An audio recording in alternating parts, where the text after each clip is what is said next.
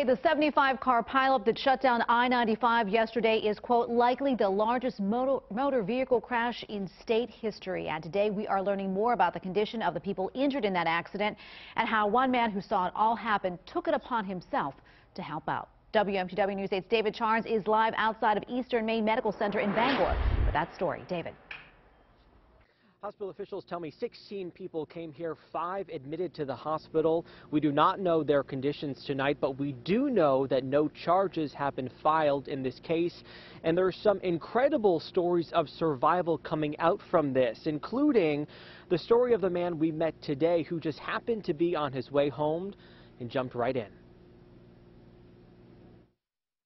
Amid the dozens of first responders, tow trucks, and police Wednesday on Interstate 95 was Alan Nygren. He just finished a 24-hour shift at the Waterville Fire Department and was on his way home.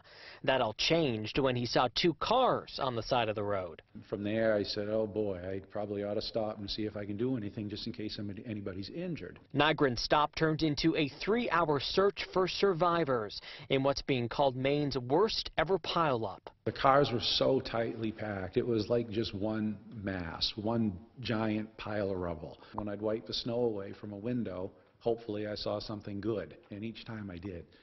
People said that maybe they had some bumps and bruises, but for the most part, everybody was okay. Nygren found people with injuries ranging from broken bones to one person suffering a heart attack.